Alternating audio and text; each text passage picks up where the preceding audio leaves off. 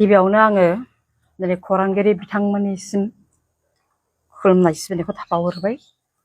दिनै जों चिरां जिल्ला आइजो अनसाय आफादा जोंनि चिरां जिल्लानि सिङाव दाखालि 30 अक्ट'बराव मोनसे उन्दै बैसोनि 13 बोसोर बैसो हिनजावसानि सायाव जिथु इनायै गाज्रि रेप केस जानानै थांबाय, बेनि सायाव जोङो दिनैहाय फंनैसो बुंनो थाखाय आखायाव लादों। बेयो मोनसे बिराद गाज्रि जाथाय जानानै थांबाय। सासे आर्मि रिटायार रज कुमार ब्रह्म, बैसोआ 62 बोसोर बैसोनिमोन। बिथाङा माने जोंनि बे बिजनीनिनो ओनसोलनिनो सासे उन्दै 13 बोसोर बैसोनि हिनजावसाखौ, थाखो 8 आव फरायनाय 13 बोसोर बैसोनि हिनजावसाखौ इनायै फुस्लायनानै रेप खालामनानै सासे गथ'नि बिमा खालामदों। थांनाय 30 अक्ट'बरावनो बे गथ'नि डिटेल्स खौरांखौ मोननाय जादों। बे पेटागाव, बिजनीनि पेटागाव सरकारि हस्पिटालाव सासे गथ'नि बिमा जानो गोनां जादों, गुलि जानांनाय जादों। गथ'सायाबो हौवासा। दा जोनोम जाखांनायनि उनावहाय साननैसोनि उनाव बे गथ'नि देहाया एसे लोरबां जानायलाय नैबे जोंनि काजलगाव सरकारि हस्पिटालाव बेखौ टेस्ट खालामनो लाबोनाय जादों।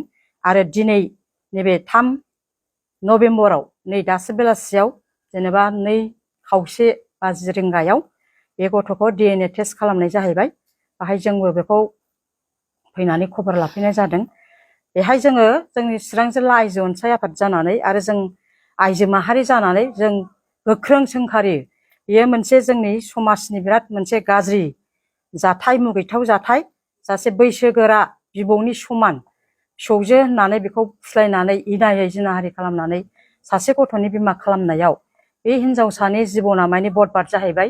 बेहा दासिमबो फरायनायनि सम दङ, देरनांगौनि सम दंमोन, नाथाय बे सासे गथ'नि बिमा जानानै बिनि लाइफआ बरबाद जानानै थांबाय। बिनि थाखाय बे कालप्रिटखौ, बे रज कुमार ब्रह्मखौ पक्स' आयेननि दारै जि साजा मोननांगौ बेखौ गोख्रोङै साजा मोननो थाखाय जोंनि चिरां जिल्ला आइजो आफादनिफ्राय बेखौ दाबि खालामबाय। आरो जिनाखि बिनि थांनानै थानाय फरायनाय बिनि मोनथाय, बेखौ जाहाथे आयेननि दारै बेखौ कालप्रिटआ जाहाथे होनांगौ, होथारनांगौ होननानै दिनै जों चिरां जिल्ला आइजो आफादा प्रसासननि सायाव बा आयेन, पक्स' आयेननि दारै मोननांगौखौ जोङो दाबि खालामनानै होबाय। दा जोङो बे गथ'आ जाहाथे उनावहाय दासो जिहेतु 13 बोसोर आरो दासो 8 थाखोआव फरायगासिनो दङ, बिनि हालोदा दा बारा मोजां नङा।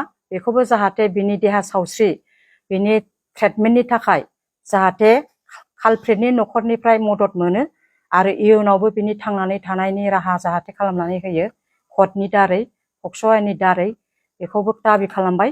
आरो थैजासिम जाहाथे बे कारादन्ड, बे कालप्रिटआ जाहाथे पक्स' आयेननि दारै साजाखौ मोनथारनांगौ बेखौबो दाबि खालामबाय। आरो बे हिनजावसाया जाहाथे बे फरायसालियावनो गावनि मान मर्यादायै जाहाथे फरायनायखौ मोजाङै फरायफिननो हायो, इयुनाव मानसि जाफिननो हायो, बेखौबो जोङो खावलायबाय। समाजनि मानसिया जाहाथे मुगैयालासिनो बेखौ गावनि फरायसालि, गावनि फरायसालोगो फोरोंगिरिया अनसायनानै जाहाथे बिनि फरायनाय लामाखौबो जाहाथे क्लियार खालामनानै होफिनो, बजबनानै लाफिनो, बेखौबो जों दिनैहाय खावलायनाय थाहैबाय। आरो जों चिरां जिल्ला आइजो अनसाय आफादा बे मुगैथाव जाथाया जाहाथे जोंनि जिल्लायाव जाबावा इयुनाव, बाहाय जाहाथे जों बयबो आबोबजों लोगोसे जोंनि माहारियारि आफाद आरो रायजो राजाफ्राबो जाहाथे हेफाजाब होनानै जाहाथे गोख्रों खामानिफोरखौ मावलांनो हायो, बेखौबो आङो खावलायनाय थाबाय। गोजोन्थों।